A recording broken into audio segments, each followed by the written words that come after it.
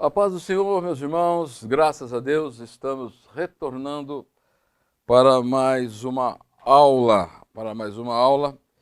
e nesta oportunidade nós estaremos aqui dando continuidade a mais uma lição, tá? A mais uma lição, e desta feita nós vamos estar aqui analisando dentro do nosso programa a parte final da lição de número do capítulo 3, né? Que nós estamos analisando, tá? Vamos ver aí a parte que vai englobar aí o ministro e a sua mensagem, exame de certas práticas, profecias e visões, programa de pregação, tá? Então, basicamente, nós vamos estar analisando essas questões aqui, tá? Eu vou me deter um pouco mais aqui nesta primeira parte e depois fazer umas pontuações dos outros tópicos, que vocês têm aí o manual e os devidos esclarecimentos, tá? Então, pensando nesta questão do ministro e a sua mensagem, tá? Nós vamos ter aí a seguinte pergunta na página 159 aí: o que é preciso saber sobre a mensagem? O que é preciso saber sobre a mensagem? Para nós adentrarmos nesta reflexão, vamos ler 1 Timóteo, capítulo 4, dos versículos 6 até o versículo de número 10. Nos diz assim, Paulo aconselhando a Timóteo. Ele diz o seguinte: expondo estas coisas aos irmãos, você será um bom ministro de Cristo Jesus, alimentado com as palavras da fé e da boa doutrina que você tem seguido. Mas rejeite as fábulas profanas e as velhas caducas, exercite-se pessoalmente na piedade, pois o exercício físico tem algum valor, mas a piedade tem valor para tudo, porque tem a promessa da vida que agora é e da vida que há de vir. Fiel é esta palavra e digna de inteira aceitação, pois é para este fim que trabalhamos e nos esforçamos, porque temos posto a nossa esperança no Deus vivo, Salvador de todos, especialmente dos que creem. Tá? Então, basicamente, nós temos esta palavra de Paulo a Timóteo, aonde ele vai destacar aqui algumas questões, o cuidado que ele tinha que ter com a palavra da fé e da boa doutrina, tá? Ele tinha que ter um cuidado por si mesmo e também um cuidado com os irmãos, com a igreja em que ele estava pastoreando, tá? Então ele vai dizer assim, é para que você seja um bom ministro de Cristo. Então, o bom ministro de Cristo, na visão do apóstolo Paulo, dentre outras, ele tinha tais características, tá? Alimentado com as palavras da fé e alimentado com a boa doutrina, com a boa doutrina. E aí ele vai também dizer que ele tinha que rejeitar tudo aquilo que não é de acordo com a ortodoxia da palavra de Deus. Então ele vai dizer que nesse exercício de ser um bom ministro, ele precisava exercitar-se pessoalmente. E esse exercício seria na piedade. Daí ele vai dizer que o exercício físico tem algum valor, mas ele não é tudo, tá? Vocês se lembram na aula passada, quando nós falamos que o ser humano é uma integralidade, é um ser integral e ele precisa ter saúde, tanto física, saúde psíquica e saúde espiritual, tá? E aí ele vai dizer que dentro desse contexto, que as palavras da fé e a boa doutrina é uma palavra fiel e digna de toda a aceitação, tá? Então, é necessário que trabalhemos, nos esforcemos, tá? Ele vai dizer bem essas palavras a Timóteo.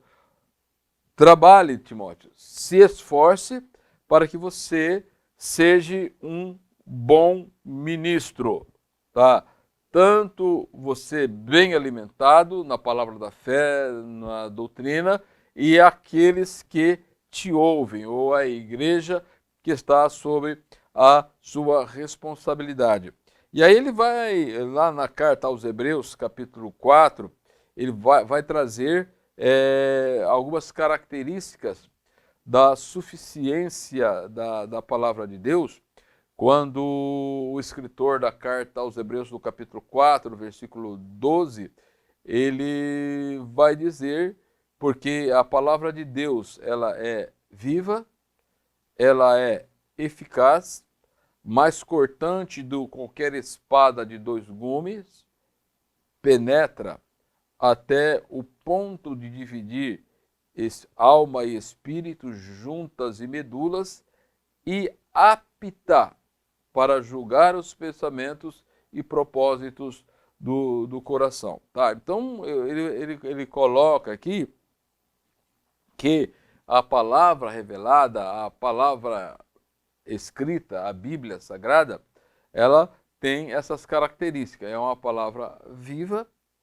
porque o Cristo, a revelação de Deus, o Deus que revela é um Deus vivo, e esta palavra, tá, sob a ação do Espírito Santo, ela produz esse dinamismo na nossa vida, e ela é eficaz para tudo aquilo em que ela é aplicada. Quando esta palavra ela é aplicada, o escritor aos Hebreus ele vai dizer que ela é comparada, ele faz uma analogia aqui, como uma espada de dois gumes que penetra, ou que ela tem essa ação penetrante ao ponto de dividir alma e espírito, juntas e medulas.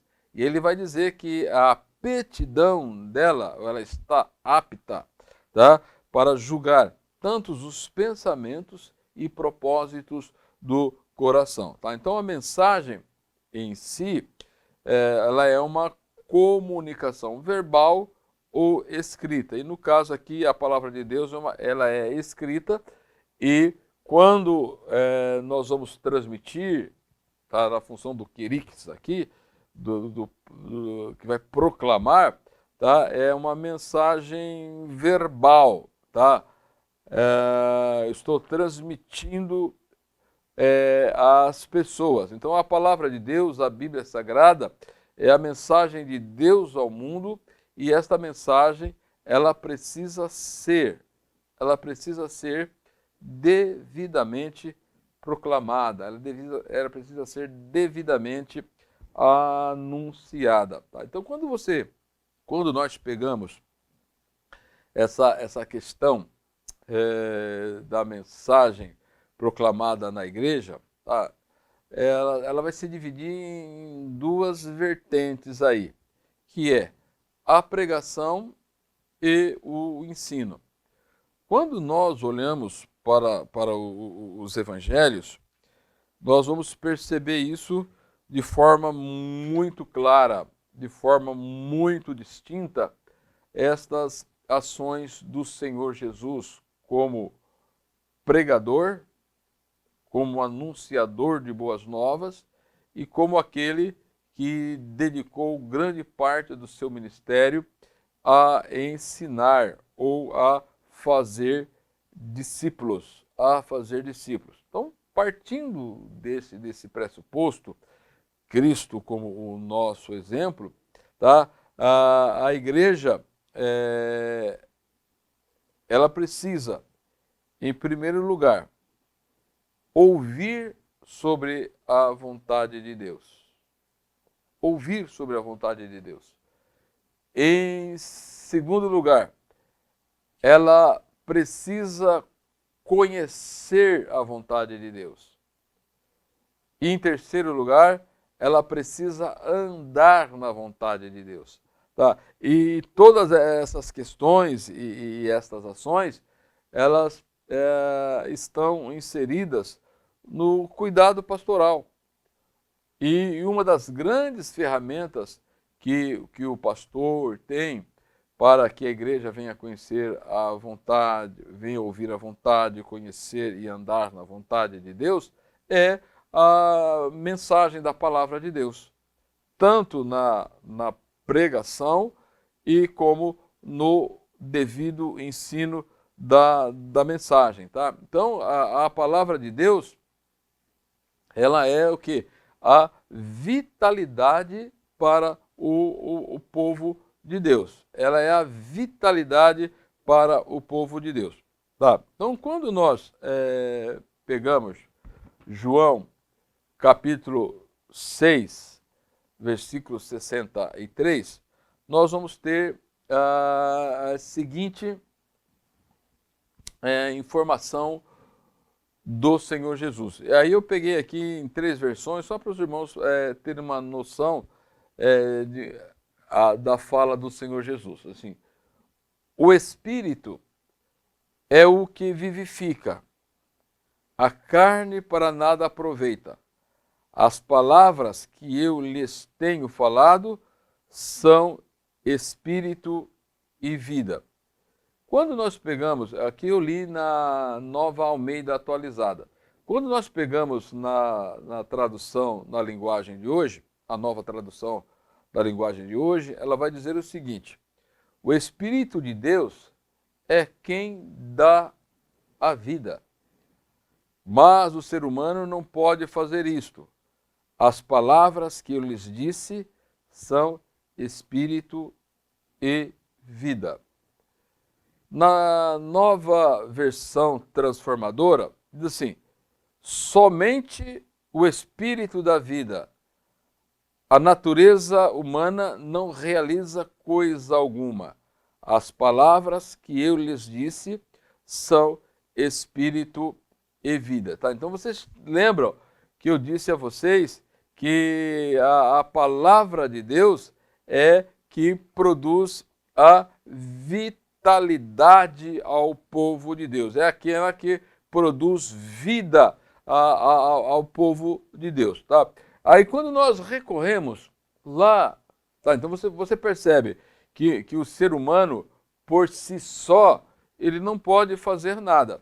Tá? Ele não tem como produzir ou manter esta vida. Esta vida, ela é mantida, ela é recebida, Cristo, que é o verbo, que é a palavra, e a ministração é que vai promover essa estabilidade espiritual, vai promover essa estabilidade pessoal. Então, haja vista que quando você pega a ideia de fazer discípulo, tá?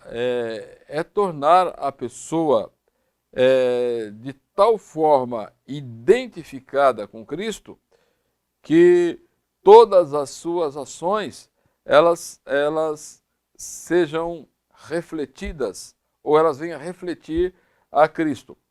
Quando nós pegamos a igreja de Antioquia, quando o evangelho chegou em Antioquia e a igreja primitiva mandou Barnabé para averiguar o surgimento daquela comunidade, os crentes, e aí percebeu que era necessário, eram pessoas salvas, mas era necessário o devido discipulado.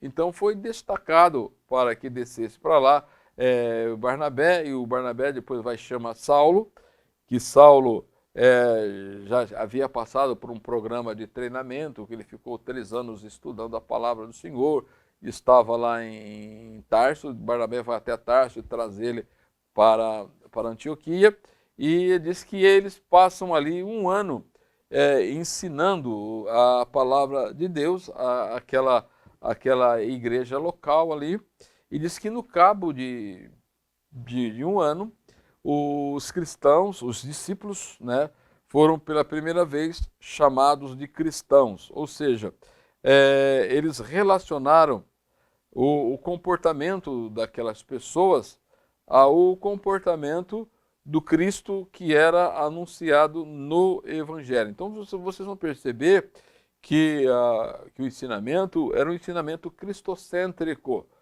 tá? Então, ao ponto daquelas pessoas serem chamadas de cristãs, tá? Então, quando nós pegamos o Pedro, na primeira carta que Pedro ele escreve, o capítulo 1 e versículos 23 ao 25, ele vai demonstrar muito bem esta questão da importância, da eficácia da palavra de Deus. Versículo 23, ele vai nos dizer o seguinte: sendo de novo gerados, não de semente corruptível, mas da incorruptível palavra de Deus. Então ele vai fazer aqui caracterizar a palavra de Deus, o Evangelho em si, como incorruptível palavra de Deus. Os resultados dessa palavra promove uma vida incorruptível, no sentido relativo, tá? E vejam só, ela, além de ser uma palavra incorruptível, ela é uma palavra viva e uma palavra que permanece para sempre. E aí ele vai fazer um contraponto do ser humano, tá? Diz assim: porque toda a carne é como a erva, e toda a glória do homem como a flor da erva. Secou-se a erva e caiu a flor, mas a palavra do Senhor, que é incorruptível, que é viva, que permanece, ele vai dizer, ela permanece para sempre. E aí ele destaca: e esta é a palavra que vos foi evangelizada. Tá? Então aqui você tem essa palavra evangelizada, você tem aqui duas ideias inseridas, tá? Que é a proclamação e que é o discipulado. As pessoas receberam o Evangelho, que o Espírito Santo convenceu, eles aceitaram a Jesus, e depois o que tem? O trabalho do evangelismo, de fazer discípulo. Tá? Então, quando nós olhamos aí para a página 159 do manual, nós vamos ter aqui algumas questões que devem ser analisadas. Diz assim, que a palavra falada e o Espírito Santo e os diferentes dons e ministérios que atuam no contexto da igreja. Então você tem o pastor, que é responsável pela mensagem da palavra de Deus, tem o Espírito Santo, como é aquele que nos dinamiza nessa pregação com poder, e neste poder tá, existe a atuação de vários dons, de vários ministérios e de várias operações, tá?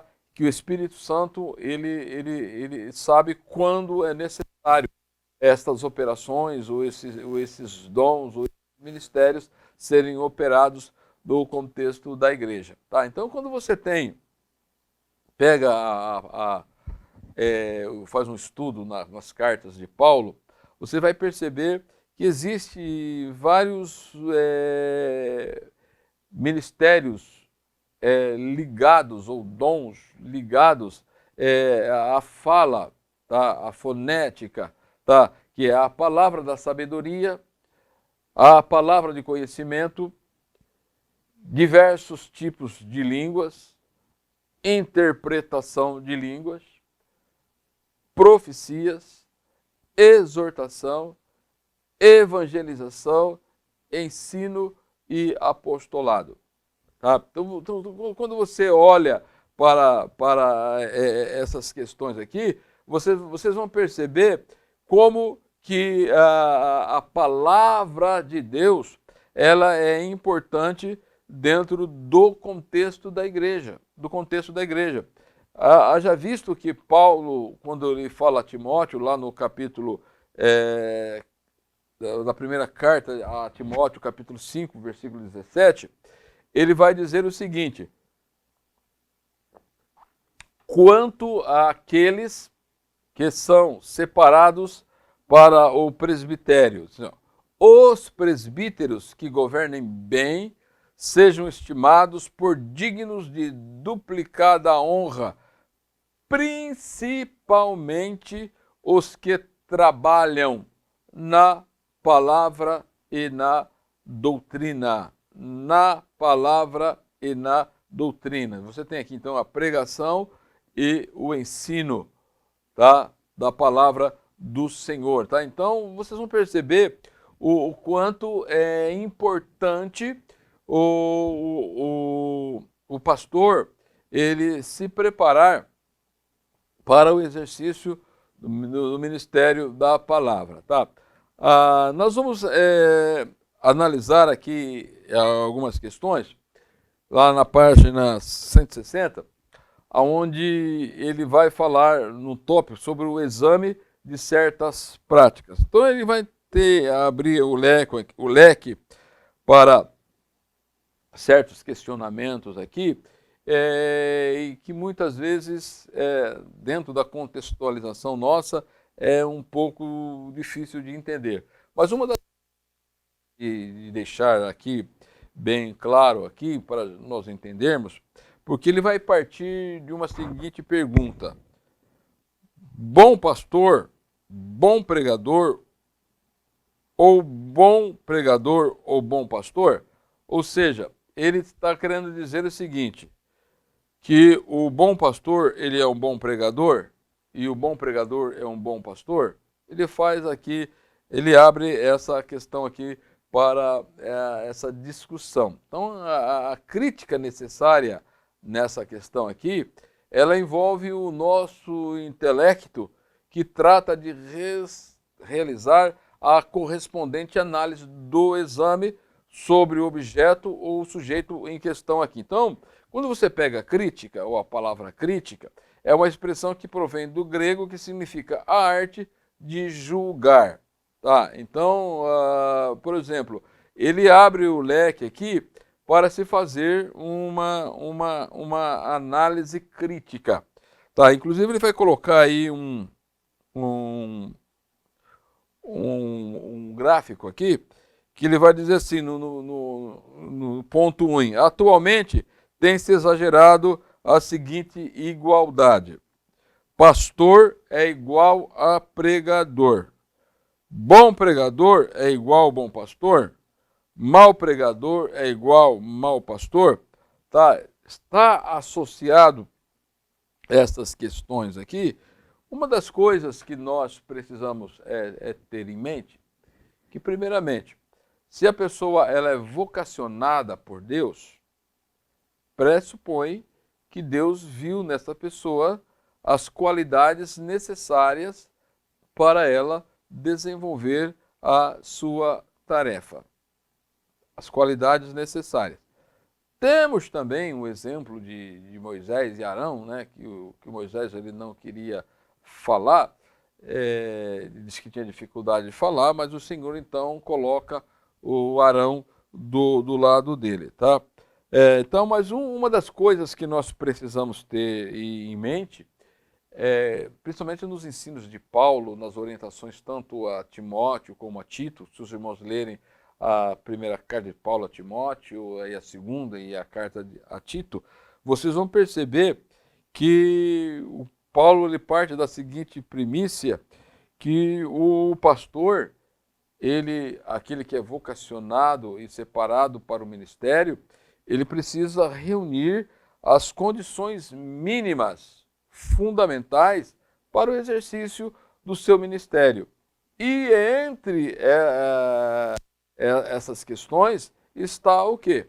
Está o compromisso com a palavra de Deus, que ele tem que ensinar a tempo e fora de tempo e assim por diante, tá? Então, essa análise, se o bom pregador é um bom pastor e se o bom pastor é um bom pregador, tá? Ela é muito subjetiva dentro dessa questão, porque quando você vai analisar se esse pastor, ou se esse pregador, ele foi devidamente vocacionado, ele é vocacionado por Deus, entendeu? E ele foi devidamente separado para o ministério, tá? Vocês vão perceber que Paulo e Silas, que Paulo e Barnabé, eles eram chamados, eles tinham uma vocação ministerial e no momento certo eles foram designados naquela reunião do capítulo 13 do Atos dos Apóstolos, que eles estavam ali reunidos, orando a Deus, e aí o Espírito Santo, ele se manifesta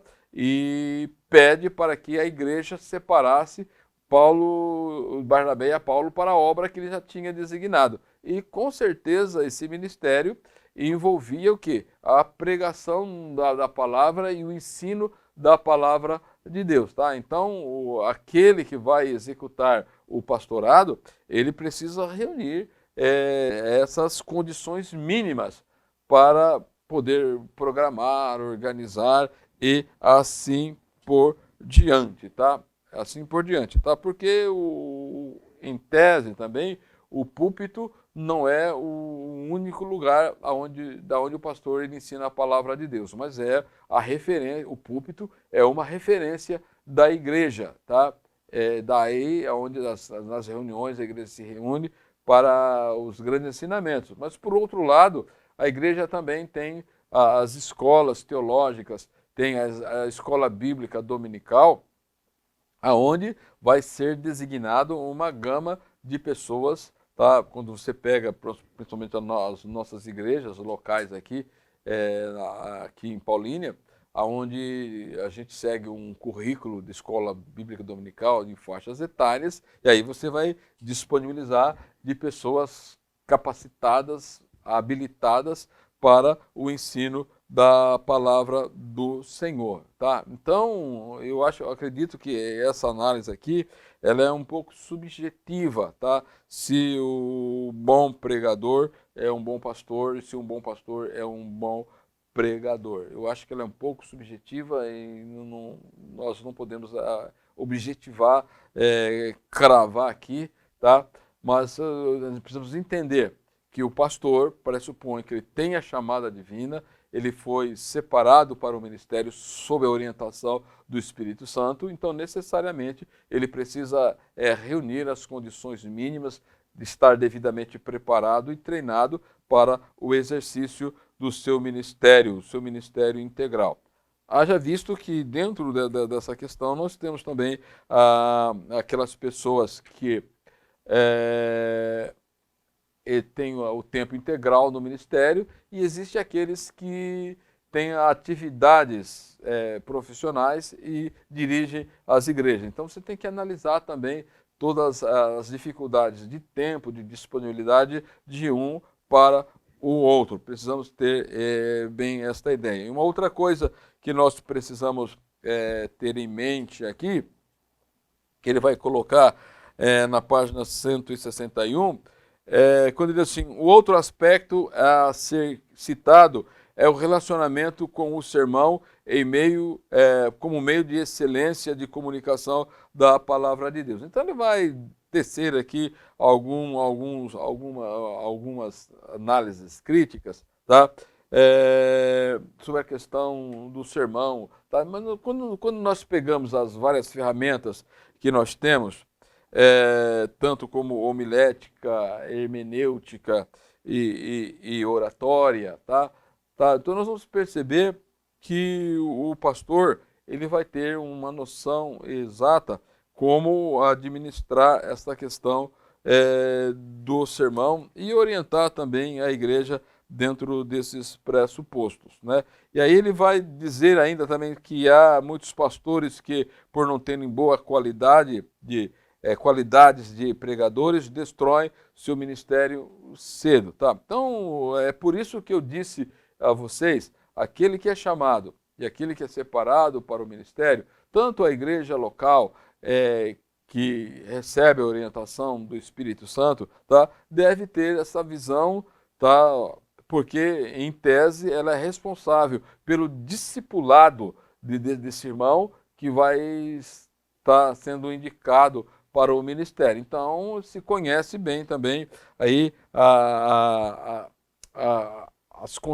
tem uma consciência de que essa pessoa o é. Vocês se lembram que o apóstolo Paulo, dentro desse quesito, ele prestou algumas orientações ao Timóteo, que a ideia que se tem, que ele estava um pouco inibido por ser novo e fazia parte de um colegiado de pastores que, em tese, eram bem mais experientes com eles, mas o apóstolo Paulo orienta Timóteo, dizendo que despertasse o dom que tinha nele, que ninguém desprezasse a juventude dele, porque a ideia que se tem aqui, o apóstolo Paulo sabia da chamada de Timóteo e que ele fora designado realmente para ser um pastor, tá? Então, uma outra coisa que nós precisamos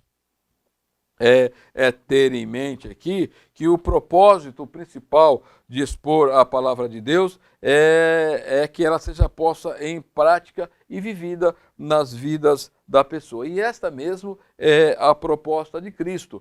Quando nós pegamos o sermão, o final do conhecido Sermão da Montanha, o Senhor Jesus, ele é bem claro. Tá? Ele faz uma exposição do reino, iniciando pelas bem-aventuranças, mostrando qual era a conduta do cidadão do reino, tal, ser sal, ser luz do mundo, e ensinando a orar, e não ser ansioso com as coisas dessa vida. Ele trata da vida no total. E aí ele conclui dizendo, mas aquele que ouve as minhas palavras e as pratica, tá? Ele é considerado ali como um verdadeiro discípulo. Tá? Aquele que ouve a palavra e não a pratica, ele não é considerado como um verdadeiro discípulo, ele não está apto. Tá? Então nós precisamos expor a palavra de tal forma, tanto na pregação como no ensino, que a pessoa ela possa fazer o raciocínio correto. Tá? Mesmo que a pessoa rejeite a exposição da palavra de Deus, não aceite Jesus como seu Senhor e Salvador, mas ele saia, depois de uma exposição da palavra de Deus, como saiu aquele rico, tá?